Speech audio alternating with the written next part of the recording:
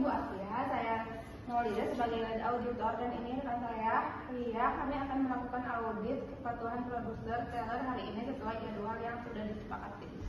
Selamat pagi Bu Maulida dan Mbak Ria. Selamat datang di kantor cabang kami. Saya sudah menyiapkan ruang meeting dan beberapa dokumen yang mungkin diperlukan. Mohon bimbingannya ya. Bu Ratna, sebenarnya ini pengalaman audit kedua saya di bidang perbankan. Boleh saya tanya berapa jumlah teller yang aktif di cabang ini dan berapa rata-rata transaksi hariannya? Oh ya, di cabang ini kami punya 8 teller aktif yang bekerja dalam 2 shift pagi 4 orang dan shift siang 4 orang. Rata-rata transaksi harian sekitar 200 hingga 300 transaksi, tergantung hari. Hari Jumat dan akhir bulan biasanya lebih ramai itu.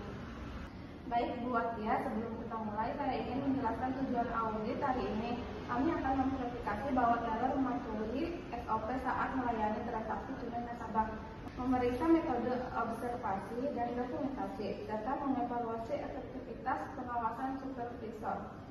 Bu, untuk tahap perencanaan, apakah Ibu bisa jelaskan bagaimana proses standar yang diterapkan saat teller melayani nasabah, mulai dari nasabah datang sampai transaksi selesai? Baik Bu Ria, prosedur teller kami begini. Yang pertama, teller menyapa nasabah dan menanyakan jenis transaksi. Yang kedua, meminta slip transaksi dan identitas asli. Yang ketiga, verifikasi tanda dan data nasabah di sistem. Yang keempat, melakukan transaksi dan meminta nasabah menghitung uang. Yang kelima, memberikan bukti transaksi dan mengucapkan terima kasih.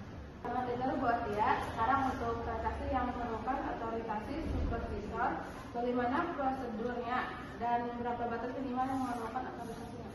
Untuk penarikan tunai di atas 25 juta atau transaksi yang mencurigakan, teller wajib memanggil supervisor untuk otorisasi. Saya sebagai supervisor akan memverifikasi ulang identitas nasabah dan menanyakan tujuan transaksi. Baru setelah itu saya berikan otorisasi dengan tanda tangan di slip transaksi. Audio Jungle. Sekarang kita mulai observasi langsung ya.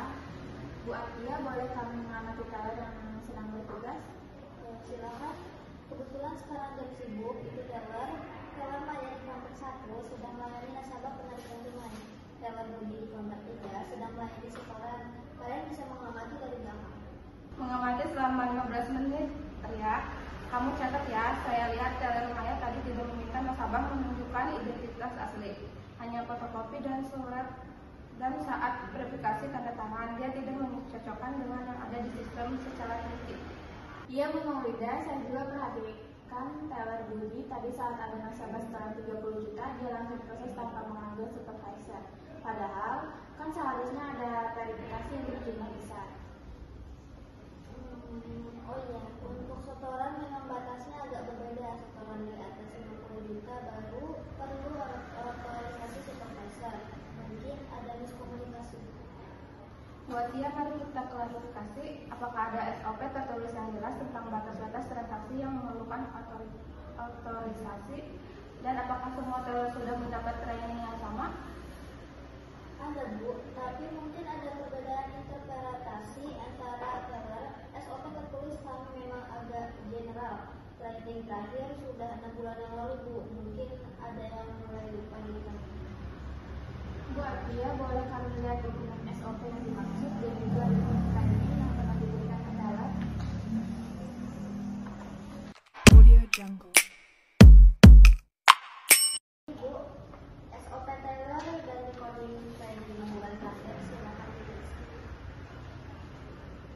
Lihat di SOP halaman 3 ini tertulis jelas semua transaksi tunai di atas 25 juta wajib mendapat otorisasi supervisor, baik penarikan maupun setoran. Tapi tadi kita lihat praktiknya berbeda. Iya Bu Maulida, dan ini record training yang saya lihat ada 3 teller yang sudah mengikuti training. Terakhir karena cuti dan sakit, mereka dapat make up training atau tidak berapa? Sebenarnya untuk make up training belum sempat dijadwalkan karena operasional yang padat. Biasanya teller senior yang briefing informal ke mereka. Ini menjadi temuan penting. Briefing informal tidak bisa menggantikan training formal terus-terus. operator. Bu Atia, coba kita lihat contoh dokumen transaksi 3 hari terakhir untuk survei.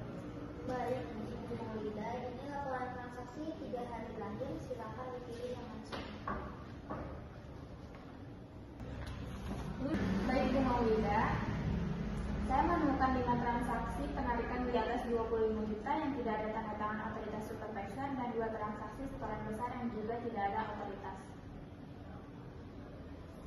Menghitung dari 45 transaksi besar dalam 3 hari, ada 7 yang tidak sesuai prosedur. Itu sekitar 15%, tingkat ketidakpatuhan cukup tinggi Bu Atia. Tapi Bu Maulida, operasional kami sangat padat. Kadang saya swap sandal sama masalah lain.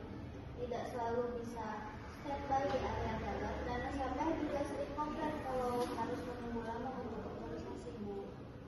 Audio Jungle.